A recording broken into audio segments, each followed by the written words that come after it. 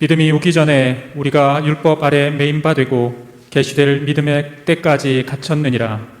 이같이 율법이 우리를 그리스도에게로 인도하는 몽학 선생이 되어 우리로 하여금 믿음으로 말미암아 의롭다 함을 얻게 하려 함이니라. 믿음이 온 후로는 우리가 몽학 선생 아래 있지 아니하도다. 너희가 다 믿음으로 말미암아 그리스도 예수 안에서 하나님의 아들이 되었으니 누구든지 그리스도와 합하여 세례를 받은 자는 그리스도로 옷 입었느니라. 너희는 유대인이나 헬라인이나 종이나 자주자나 남자나 여자 없이 다 그리스도 예수 안에서 하나이니라. 너희가 그리스도께 속한 자면 곧 아브라함의 자손이요 약속대로 유업을 이을 자니라. 지난 한 주간도 다들 평안하셨죠?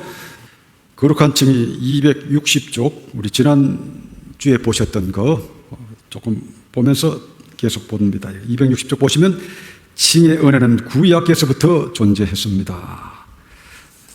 261쪽을 보시면 1번 구약 시대도 믿음으로 구원을 받았으며 믿음으로 의롭다 하심을 받았습니다. 우리 지난번에 자세히 봤습니다. 아벨, 또 아브라함, 기타 등등 구약 시대 성도들도 메시아에 대한 믿음을 갖고 기대를 갖고 살았다는 것을 봤습니다. 그래서 그들이 희생 제사를 드릴 때 그냥 단순히 동물 희생 제사를 드리는 것이 아니라 장차 인류의 죄를 대속하실 메시아가 오실 것이다 라는 그런 믿음을 갖고 희생 제사를 드렸다는 것을 우리가 알 수 있다는 말씀을 드렸습니다. 구약이나 신약이나 하나님의 신실한 백성들은 하나님을 믿었고 하나님의 말씀을 믿고 하나님의 약속을 믿었습니다. 이것이 하나님의 백성과 하나님의 백성이 아닌 사람의 차이라 하는 말씀을 드렸는데 이게 참 쉬우면서도 어려운 것 같아. 하나님이 창조하신 이 아름다운 세상에 살면서 하나님을 믿고 살면 되는데 꼭 보면 역사를 통해서 보면 꼭 아벨 같은 사람이 있고 가인 같은 사람이 있고 노아 같은 사람이 있고 또 노아 시대에 믿지 않고 불순종하다가 다 죽은 나머지 전주고인들도 있고 이와 같이 하나님을 믿고 감사하고 살면 간단한데 꼭 역사를 통해서 보면 안 그런 경우가 많습니다. 이 종말에는 특별히 불신의 시대가 될 것이라 우리 예수님이 말씀해 주셨는데 이 믿음이 얼마나 중요한가 우리가 새삼 우리가 마음속에 새겨야 되겠습니다. 구약이나 신약이나 하나님에 대한 믿음, 특별히 메시아에 대한 믿음, 그 믿음으로 구원을 받고 믿음으로 의롭다함 받았다는 사실, 이 중요한 사실을 여러분 꼭 기억하시길 바랍니다. 오늘은 지난번에 보신 걸 이어서 265쪽을 봅니다. 265쪽 중간에 조지 휘필드, 여기부터 보도록 하겠습니다. 조지 휘필드는 이렇게 말했습니다. 아벨이 구원받은 것은 그리스도를 믿는 믿음을 통해서였습니다. 예수 그리스도의 희생을 통하여 아브라함이 받아들여졌습니다. 구약의 모든 선지자들이 받아들여진 것도 마찬가지입니다. 예수 그리스도의 이름 외에는 하늘 아래 우리가 구원 얻을 다른 이름을 주신 적이 없습니다. 그러므로 인간이 율법 아래에 태어났든지 복음 아래 태어났든지 그리스도를 통해서만 구원을 받습니다. 따라서 그리스도의 의는 영원한 의라고 합당히 부를 수 있습니다. 예, 조지 필더 여기 보면 인간이 율법 아래에 태어났든지 복음 아래에 태어났든지 그것을 통해서만 구원을 받습니다. 신앙인들은 이걸 잘 알고 아주 힘있게 강조를 했습니다. 찰스 핀이 보도록 합니다. 찰스 피니도 구약 성도들이 그리스도를 믿음으로 구원을 받았다고 가르쳤습니다. 율법 아래서는 믿음이 아니라 행위로 의롭다 하심을 받았다는 것이 신구약의 차이라고 말하는 사람이 있습니다. 그러나 그렇지 않습니다. 두 시대에 있어서 구원의 방법은 동일했습니다. 죄인들은 항상 믿음에 의해서 의롭다 하심을 얻었습니다. 유대인의 시대, 구약 시대는 장차 오실 구세주를 가르쳤는데 만일 그때 사람들이 구원을 얻었다면 그것은 그리스도에 대한 믿음으로 말미암았던 것입니다. 그리고 죄인들은 지금도 같은 방법으로 구원을 받습니다. 예, 이게 보면 두 시대에 있어서 구원의 방법은 동일했습니다. 죄인들은 항상 믿음에 의해서 의롭다 하심을 얻었습니다. 미국 2차 대각성 운동에 주역했던 찰스 피니 목사님도 이걸 잘 설명했는데요. 뒤에 문장에 나옵니다만은 처음에는 이것을 피니 자신도 잘 인식하지 못했다고 합니다. 자, 그 다음 내용을 보도록 하겠습니다. 핀이 자신도 나중에야 이런 확신을 하게 되었다고 고백했습니다. 칭의를 얻는 믿음은 그리스도의 속죄를 믿는 데 있습니다. 그리고 하나님께서 그 아들에 관하여 주신 기록을 믿는 데 있습니다. 어떤 사람들은 이렇게 분명히 말하는 것이 맞는 것인지 의구심을 가집니다. 나 자신이 이 점에 있어서 견해의 변화를 겪었음을 고백합니다. 우리는 아브라함이 하나님을 믿었고 하나님께서 이를 그의 의로 여기셨다고 말합니다. 그러면 아브라함은 무엇을 믿었습니까? 그는 자신이 아들을 갖게 될 것을 믿었습니다. 그것이 전부였을까요? 결코 그렇지 않습니다. 그의 믿음은 그 사건에 달려있는 위대한 축복, 즉 세상의 구주이신 메시아가 그에게서 나게 된다는 것에 대한 믿음을 내포하고 있었습니다.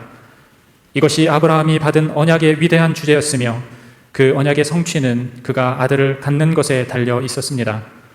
당연히 아브라함의 믿음은 모든 민족의 소망을 내포하고 있었으며 그리스도를 믿는 믿음이었습니다. 예, 또 보겠습니다. 모든 구약시대 성도들은 그리스도에 대한 믿음으로 구원을 받았습니다. 구약시대 성도들의 믿음이 지향한 궁극적인 대상은 장차 오실 메시아였으며 신약시대 성도들의 믿음의 대상은 이미 오신 메시아였습니다. 예, 솔직하죠. 여기 보면 나 자신이 이 점에 있어서 견해의 변화를 겪었음을 고백합니다. 처음에는 이걸 잘 몰랐다는 거죠. 그러나 하나님 말씀을 자세히 연구하는 중에 이걸 깨닫게 됐다는 겁니다. 저 뒤편에 보시면 모든 구약시대 성도들은 그리스도에 대한 믿음으로 구원을 받았습니다. 구약시대 성도들의 믿음이 지향한 궁극적인 대상은 장차 오실 메시아였으며 신약시대 성도들의 믿음의 대상은 이미 오신 메시아였습니다. 아주 설명을 아주 간단 명료하게 잘 했습니다. 자, 그 다음 보도록 하겠습니다. 성경은 예수님과 예수님의 의에 대한 믿음이 없는 곳에는 구원이 없다고 선언합니다. 영원한 생명을 얻는 다른 길은 없습니다. 예수님께서는 분명히 말씀하시기를 나로 말미암지 않고는 아버지께로 올 자가 없느니라 라고 하셨습니다. 존 라일은 말했습니다. 당신이 그리스도로 말미암는 칭의를 보지 못한다면 구약 성경의 많은 부분이 아무 의미 없이 뒤엉켜 있는 미로가 되어버릴 것입니다. 예, 이 라일 한 말이 아주 좀 명료하죠. 당신이 그리스도로 말미암는 칭의를 보지 못한다면 구약 성경의 많은 부분이 아무 의미 없이 뒤엉켜 있는 미로가 되어버릴 것입니다. 우리 지난번에 우리 자세하게 우리 창세기부터 쭉 계속해서 선지자들이 어떻게 메시아를 기다렸는지까지 자세히 봤습니다. 구약에도 신약만큼 분명하지는 않지만 믿는 자를 의롭다 하신다는 하나님의 뜻을 밝혀주셨습니다. 그래서 구약은 뒤에 나옵니다만은 그림자 희미하게 보여주셨습니다. 신약이 이제 믿음의 때라고 그래요. 믿음의 때. 구약에는 희미하게 보여주신 것을 신약에는 이제는 밝은 태양같이 하나님의 계시를 풍성히 부어주신 거예요. 그래서 우리가 신약 시대에 살아간다는 것이 얼마나 행복된 일인가. 구약 성도들은 희미한 그 그림자 같은 그런 말씀을 붙잡고도 메시아를 기다렸습니다. 그러나 우리는 지금 밝은 대낮의 사물을 보듯이 메시아에 대한 복음을 듣고 여러 가지 증거를 우리가 받고 그렇게 살아가는 겁니다. 그래서 이 신약 시대에 살아간다는 것이 얼마나 행복한 것인가 그걸 한번 이 아침에 생각하시기 바랍니다. 자, 그러면 267쪽 그 2번 얼굴에 수건이 덮인 많은 유대인들. 자, 이걸 이제 또 보도록 하겠습니다. 그러나 대다수의 유대인들은 구약에 나타난 메시아 예언을 분명히 깨닫지 못했습니다. 그것은 그들이 구약 성경의 말씀과 희생 제사에서 그리스도를 인식하지 못했기 때문입니다. 완고한 유대인들은 구약을 읽을 때 수건으로 얼굴을 가린 채 읽는다고 사도 바울은 말씀했습니다. 예, 여기 보면 그러나 대다수의 유대인들은 구약에 나타난 메시아 예언을 분명히 깨닫지 못했습니다. 그렇죠. 예수님 당시에도 그랬고 지금도 그렇습니다. 여기 보면 그것은 그들이 구약 성경의 말씀과 희생 제사에서 그리스도를 인식하지 못했기 때문입니다. 구약 성경의 말씀에 메시아에 대한 많은 말씀을 주신 걸 우리가 이전에 자세히 봤습니다. 그걸 보고도 메시아 되신 예수님을 발견하지 못하는 거예요. 놀라울 정도로 무지한 거 아닙니까? 이게 성경은 어떻게 설명하느냐면 그들의 얼굴에 수건이 덮여 있어서 그리스도의 영광을 못 보고 있다. 이렇게 설명하고 계신 겁니다. 자, 그 다음 보도록 하겠습니다. 그러나 그들의 마음이 완고하여 오늘까지도 구약을 읽을 때에 그 수건이 벗겨지지 아니하고 있으니 그 수건은 그리스도 안에서 없어질 것이라. 오늘까지 모세의 글을 읽을 때에 수건이 그 마음을 덮었도다. 그러나 언제든지 주께로 돌아가면 그 수건이 벗겨지리라. 예, 또 보겠습니다. 완고한 유대인들이 그리스도를 배척한 것은 마음의 눈이 수건으로 가려져 구약 속에 나타난 그리스도를 알지 못했기 때문입니다. 지금도 구약을 읽을 때에 그리스도를 인식하지 못하는 사람들이 많습니다. 예, 우리 다시 그 앞에 고린도후서 3장 14절에서 16절 보시면 그러나 그들의 마음이 완고하여 누구냐면 당시에 유대인들을 말합니다. 그들의 마음이 완고하여 오늘까지도 구약을 읽을 때 그 수건이 벗겨지지 아니하고 있으니 구약 성경을 읽을 때 얼굴에 덮인 수건이 벗겨지지 않고 있다는 겁니다. 그 수건은 그리스도 안에서 없어질 것이라. 오늘까지 모세의 글을 읽을 때 모세의 글 그러면 구약을 말하죠. 핵심적으로 말하면 모세 오경을 말합니다. 오늘까지 모세의 글을 읽을 때 수건이 그 마음을 덮었도다. 그러나 언제든지 주께로 돌아가면 그 수건이 벗겨지리라. 구약 성경을 읽지만 그 수건이 마음을 탁 덮었다는 겁니다. 그래서 수건이 덮여서 구약을 아무리 읽어도 안 보인다는 겁니다. 참 이게 얼마나 답답한 노릇입니까? 지금도 여러분 아시다시피 이스라엘 사람들, 유대인들은 예수님 안 믿습니다. 또 예수님 믿는 사람을 심하게 핍박합니다. 예수님 당시하고 비슷해요. 그래서 왜 이와 같은 참 엄청난 복음의 소식이 신약의 복음이죠. 신약의 하나님 나라의 복음이 이렇게 널리 전파되고 또 우리 기독교회가 지금 2000년 세계사를 통해서 보면 전 세계를 지금 뒤덮었잖아요.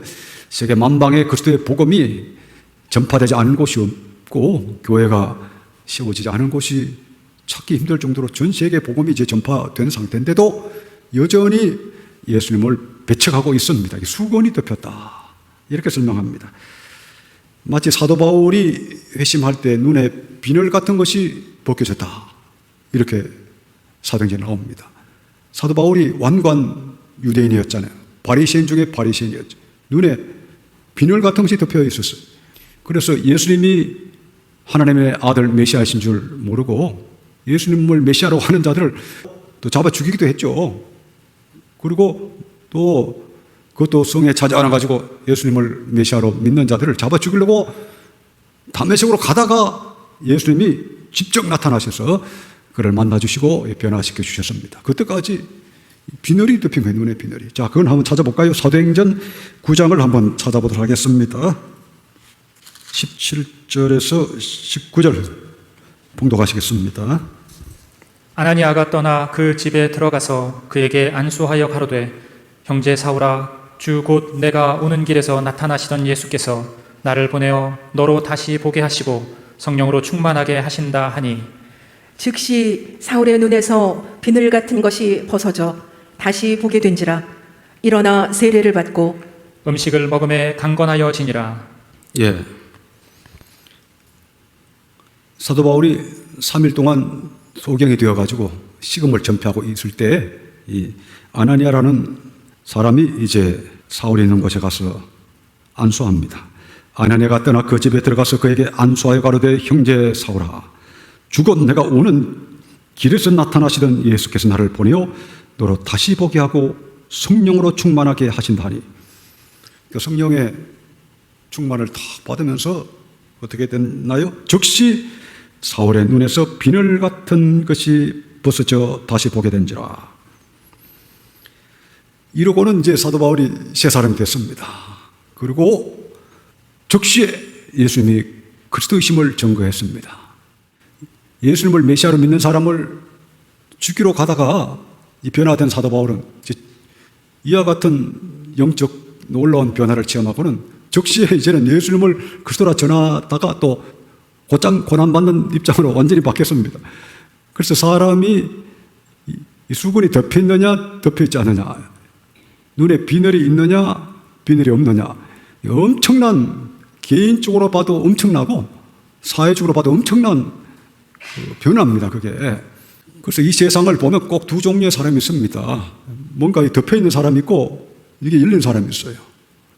이 덮여 있는 사람은 죽었다 깨어나도 안 보이니까 무지몽매한 채로 살 수밖에 없습니다. 그래서 수건이 벗겨진다는 것이 얼마나 중요한가, 비늘 같은 것이 벗겨진다는 얼마나 중요한가, 이거를 생각해야 됩니다.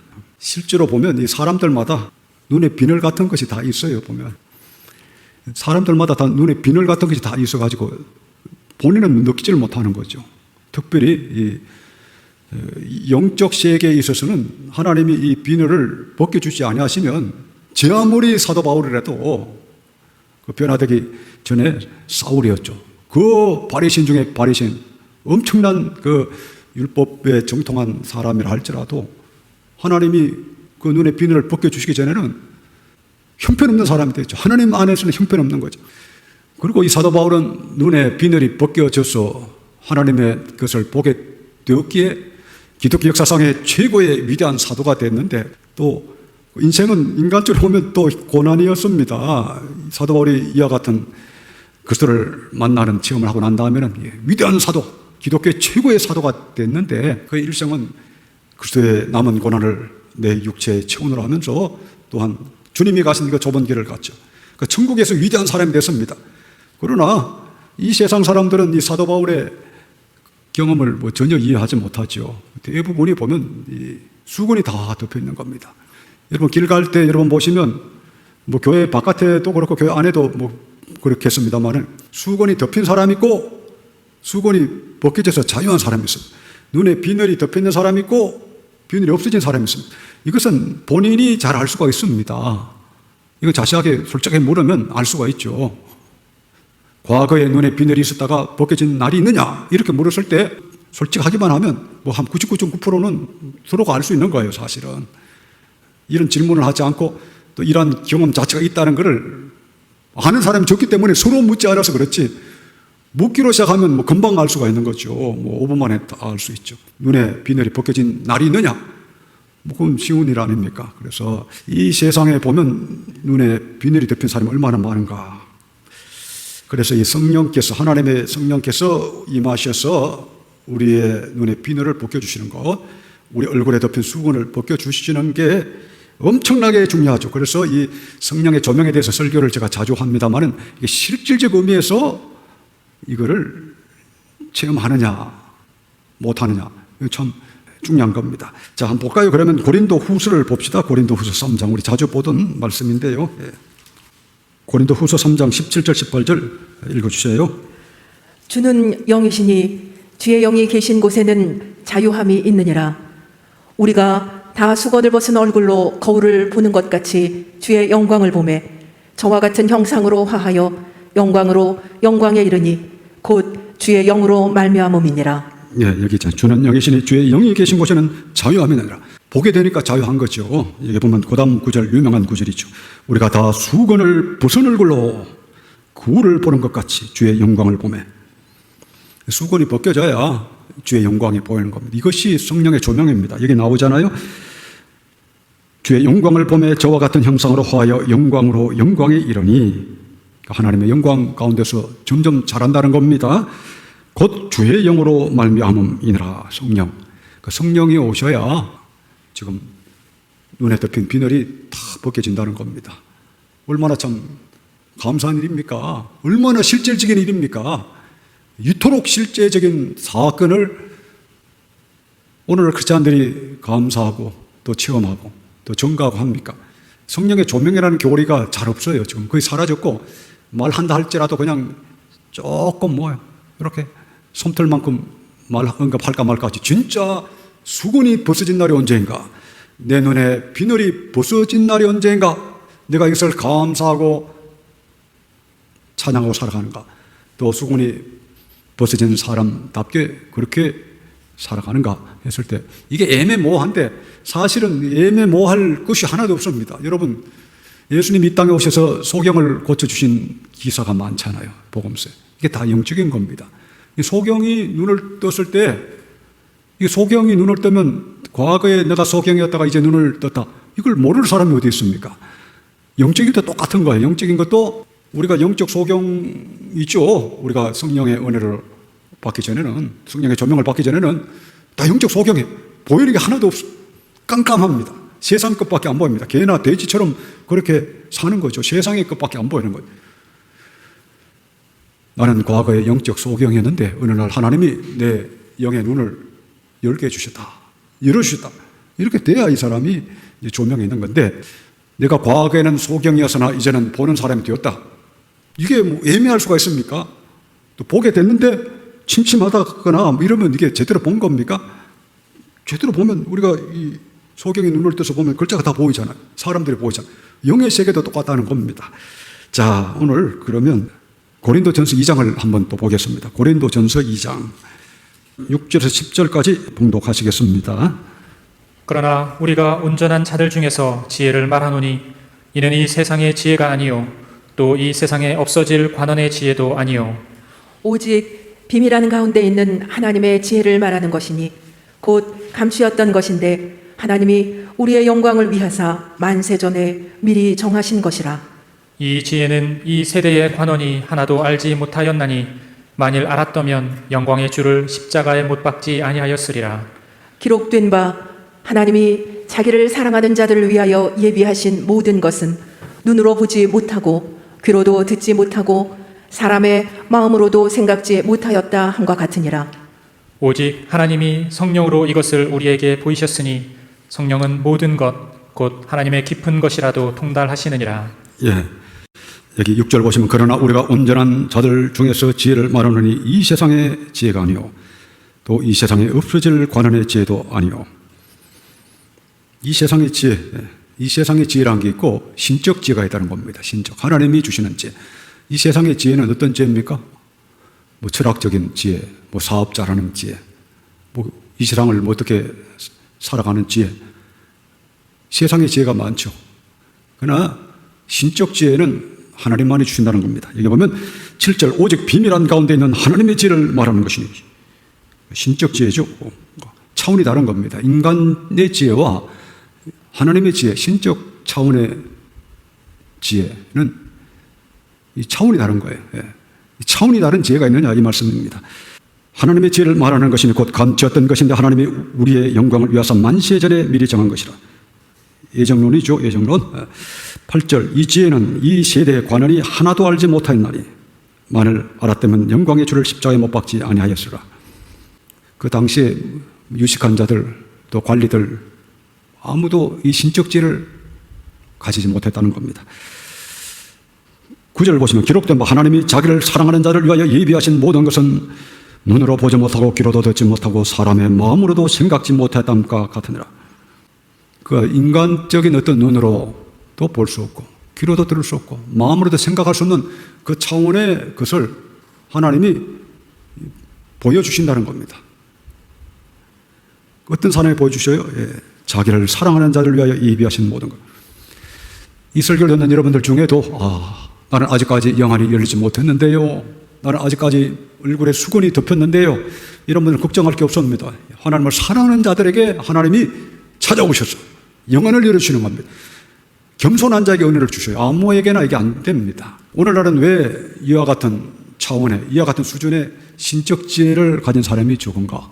하나님을 마음 깊은 곳에서부터 경외하고 사랑하고 해야 이러한 은혜를 주시는데 하나님을 경외하고 사랑하는 그 마음을 가진 사람이 매우 적기 때문에 이와 같은 신적 지혜, 성령의 조명에 대해서 체험한 사람이 매우 적고 매우 드물다는 겁니다. 그래서 이것에 대해서 뭐 설교하는 사람도 적고 이것을 간증하는 성도들도 매우 적은 게 현실 아닙니까? 10절 보시면 오직 하나님이 성령으로 이것을 우리에게 보이셨으니 성령은 모든 것 하나님의 깊은 것이라도 통달하시느니라. 성령은 하나님의 깊은 것까지 다 보여주신다는 겁니다. 자, 11절에서 16절까지 봉독해 주시겠습니다. 사람의 사정을 사람의 속에 있는 영 외에는 누가 알리요? 이와 같이 하나님의 사정도 하나님의 영 외에는 아무도 알지 못하느니라. 우리가 세상의 영을 받지 아니하고 오직 하나님께로 온 영을 받았으니 이는 우리로 하여금 하나님께서 우리에게 은혜로 주신 것들을 알게 하려 하심이라. 우리가 이것을 말하거니와 사람의 지혜에 가르친 말로 아니하고 오직 성령의 가르치신 것으로 하니 신령한 일은 신령한 것으로 분별하느니라. 육에 속한 사람은 하나님의 성령의 일을 받지 아니하나니 저희에게는 미련하게 보이며 또 깨닫지도 못하나니 이런 일은 영적으로라야 분변함이니라. 신령한 자는 모든 것을 판단하나 자기는 아무에게도 판단을 받지 아니하느니라. 누가 주의 마음을 알아서 주를 가르치겠느냐? 그러나 우리가 그리스도의 마음을 가졌느니라. 14절 보시면 육에 속한 사람은 하나님의 성령의 일을 받지 아니하나니 저에게는 미련하게 보이며 또 깨닫지도 못하나니 이런 일은 영적으로라야 분변함이니라. 육에 속한 사람, 다시 말하면 성령이 없는 사람은 성령의 일을 받지 아니하나니 하나님에 속한 것에 대해서는 감각이 없고 이해도 없습니다. 어느 정도 없느냐면 조금도 없는 거예요. 있는 척 할 수는 있지만 실질적으로 성령이 가르치신 실질적인 내용이 없는 거죠. 교제를 해보거나 이렇게 살펴보면. 그러니까 이게 참 우리가 참택자인가 또 거짓 신자인가를 구별하기 위해서는 매우 쉬운 거죠. 하나님이 자기를 사랑하는 자를 위해서 예비하신 것은 아까 보신 것처럼 눈으로 보지 못하고 귀로도 듣지 못하고 사람의 마음으로도 생각지 못했다 함과 같다. 이러한 그 은혜를 얼마나 받았느냐 하는 것을 스스로 한번 잘 봐야 됩니다. 거룩한 징의 70쪽을 한번 펴보시기 바랍니다. 지난번에 이 부분은 제가 지나친 내용인데요. 성령의 조명으로 주어지는 믿음 2장 내용인데요. 70쪽 위에서 8번째 줄 거기부터 한번 이제 보도록 하겠습니다. 성령께서 우리 영혼을 찾아오실 때 먼저 죄를 깨닫게 하시고 그리고 성령의 빛을 비추어 닫힌 우리의 영안을 열어주십니다. 성령의 조명을 받으면 예수님께서 누구이신지, 예수님께서 정말 메시아이신지, 하나님께서 살아계신지, 마귀가 어떤 존재인지, 영원한 천국이 있는지, 지옥이 있는지 등 이 모든 영적인 세계가 보입니다. 또 보겠습니다. 기록된 바 하나님이 자기를 사랑하는 자들을 위하여 예비하신 모든 것은 눈으로 보지 못하고 귀로 듣지 못하고 사람의 마음으로 생각하지도 못하였다 함과 같으니라. 오직 하나님이 성령으로 이것을 우리에게 보이셨으니 성령은 모든 것 곧 하나님의 깊은 것까지도 통달하시느니라. 여기 위에 보시면 성령의 조명을 받으면 예수님께서 누구이신지, 예수님께서 정말 메시아이신지 이걸 딱 깨닫게 해주신다는 겁니다. 성령의 조명을 안 받으면 예수님이 누구신지, 참으로 하나님이신지, 육신을 입고 오신 하나님이신지, 인류의 죄를 대속하러 오신 메시아이신지 안 깨달아지는 겁니다. 믿을 수가 없는 거죠. 믿는 척은 할 수 있겠지만 확실히 깨닫지를 못하는 겁니다. 또 하나님께서 살아계신지, 마귀가 어떤 존재인지, 영원한 천국이 있는지, 지옥이 있는지 등 이 모든 영적 세계가 보입니다. 이게 보여야 이 사람이 이제 성령 안에 들어온 사람이에요. 이게 안 보이니까 그야말로 육에 속한 사람이요, 육에 속한 크리스찬으로 살아갈 수밖에 없습니다. 자, 그 다음 내용을 또 보도록 하겠습니다. 이스라엘 백성들은 얼굴에 수건이 가려서 예수님에 대해서 제대로 보지 못했습니다. 구약의 메시아께서 오실 것이라고 많이 예언되어 있으나 이스라엘 백성들은 수건이 가려서 예수님께서 메시아이시며 육신을 입고 오신 하나님이시라는 것을 깨닫지 못했습니다. 사도 바울은 고린도후서 3장 14절 15절에서 완고한 이스라엘 백성들에 대해 그러나 그들의 마음이 완고하여 오늘까지도 구약을 읽을 때에 그 수건이 벗겨지지 아니하고 있으니 그 수건은 그리스도 안에서 없어질 것이라. 오늘까지 모세의 글을 읽을 때에 수건이 그 마음을 덮었도다 라고 책망했습니다. 또 보겠습니다. 그러나 그 다음 구절에서는 그러나 언제든지 주께로 돌아가면 그 수건이 벗겨지리라. 주는 영이시니 주의 영이 계신 곳에는 자유가 있느니라 라고 말씀했습니다. 성령께서 오시면 우리의 얼굴을 가리던 수건이 없어집니다. 그리하여 거울을 보는 것 같이 주님의 영광을 보게 됩니다. 우리가 다 수건을 벗은 얼굴로 거울을 보는 것 같이 주의 영광을 보매 그와 같은 형상으로 변화하여 영광에서 영광에 이르니 곧 주의 영으로 말미암음이니라. 또 보겠습니다. 이 말씀은 참으로 놀라운 말씀입니다. 이때가 칭이 얻는 믿음을 가지게 되는 순간입니다. 주의 영광을 보매 라는 말씀은 예수님께서 바로 육신을 입고 오신 하나님이시라는 사실을 깨닫게 된다는 뜻입니다. 고린도후서 4장 6절에서 사도 바울은 어두운 데에 빛이 비치리라 말씀하셨던 그 하나님께서 예수 그리스도의 얼굴에 있는 하나님의 영광을 아는 빛을 우리 마음에 비추셨느니라 라고 말씀했습니다. 예수 그리스도의 얼굴에 있는 하나님의 영광을 아는 빛을 비추신다는 것은 성령님께서 오시면 예수님께서 곧 하나님이시라는 것을 알게 하신다는 말씀입니다. 예, 고린도후서 4장 6절이 아주 중요한 구절이죠. 여기 보면 어두운 데 빛이 비치라 말씀하셨던 그 하나님께서 예수 그리스도의 얼굴에 있는 하나님의 영광을 아는 빛을 우리 마음에 비추셨느니라 라고 말씀했습니다. 예수 그리스도의 얼굴에 있는 하나님의 영광을 아는 빛을 비추신다는 것은 성령님께서 오시면 예수님께서 곧 하나님이시라는 것을 알게 하신다는 말씀입니다. 지금 이걸 깨닫는 것이 어떻게 보면 우리 신앙생활에 있어서 또 우리 인생에 있어서 가장 중요한 이 터닝 포인트라 이렇게 또 말할 수가 있습니다. 이걸 깨닫는 순간에 우리 삶 자체가 바뀌지 않겠습니까?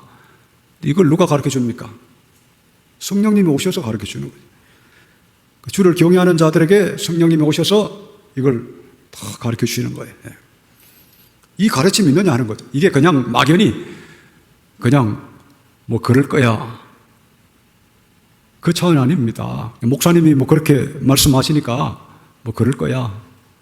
또 성경에 보니까 뭐 얼핏 뭐 그런 말씀이 보이니까 그럴 거야. 그게 아니죠. 정말 십자가에 달리신 예수님을 딱 볼 때 예수 그리스도의 얼굴에 있는 하나님의 영광을 아는 빛을 우리 마음에 비추셨느니라 이렇게 말씀하셨는데 예수 그리스도의 얼굴에 있는 하나님의 영광을 아는 빛이 내 심령 속에 비추어져서 그냥 영의 직관으로 그리스도께서 십자가에 달리신 그리스도께서 곧 하나님이시구나 하는 걸 영의 직관으로 영적 지혜로 또 성령의 조명으로 열린 영 안으로 그게 확 믿어지고 깨달아지고 보게 된다는 거예요. 그게 실제로 그게 그 사실이 느껴지고 깨달아지고 그 보여질 때 이게 조명이라고 그러잖아요. 비추신다. 그러니까 소경이 눈을 떠서 밝은 대낮에 온갖 사물들, 산과 바다와 나무들 보듯이 그리스도의 영광을 보는 거예요. 이게 성령의 조명인데 이게 안 된 사람들이 유대인들이죠. 지금 유대인들도 마찬가지죠. 수건이 가려서 안 보입니다. 아무리 볼래도 뭐 보려고 또 하지 않죠. 안 보이는 거예요. 사도 바울의 눈에 비늘 같은 것이 덮여 있었던 것처럼 깜깜하니까 안 보이는 겁니다. 그래서 예수님 말씀하셨잖아요. 너희 눈은 봄으로 너희 귀는 들음으로 보기도다. 이렇게 말씀하셨는데 이게 구약에 그렇게 많이 메시아 예언을 하셨고 예수님이 오셔서 직접 나를 본 자는 아버지를 보았다 이렇게 말씀도 해주셨고 여러 가지 기사와 표적으로 하나님 되심을 증거해 주셨지만 이걸 못 보고 살아가는 사람이 많습니다. 이게 안 보이는 사람이 많아요. 얼마나 참 안타깝습니까? 지금 우리가 이 종말이라고 그러는데 지금 온 세상이 혼돈과 고통 속에 있는 가장 큰 원인이 뭐냐? 하나님을 만나지 못했기 때문에 가장 큰 비극이 시작된 겁니다. 하나님 나라에 들어와 본 적이 없기 때문에 세상은 여전히 마귀의 지배 아래 있을 수밖에 없는 거죠. 내가 마귀의 지배 아래 있다는 사실 자체를 인식하지도 못하고 서로 물고 뜯고 탐욕 가운데 살고 악을 행하고 죄를 행하고 이런 인간들이 가득 차게 되는 것이 수건이 덮여 있으니까 수건이 벗겨진 상태가 되면 그렇게 살겠습니까?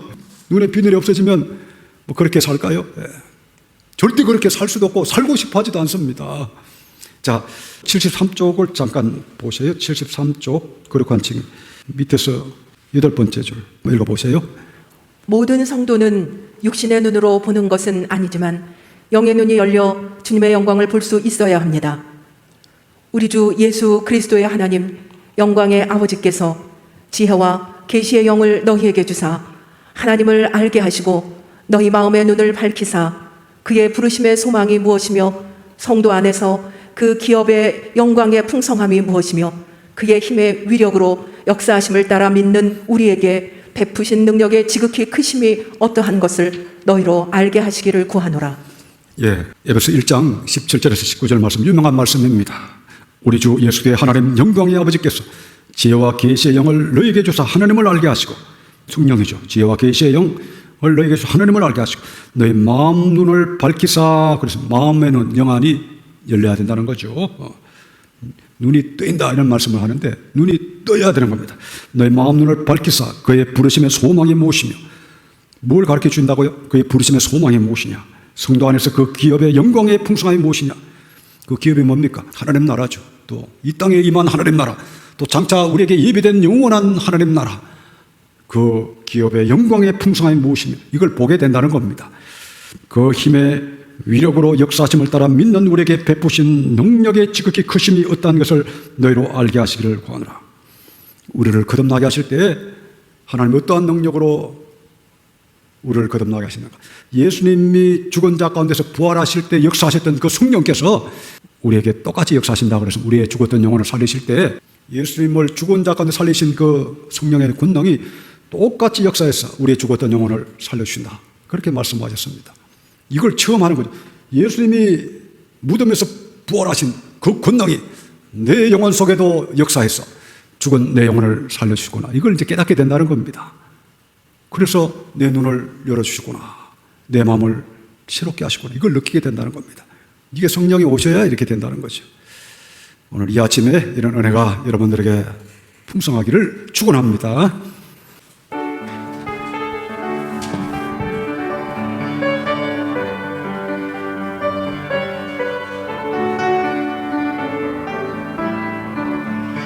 주여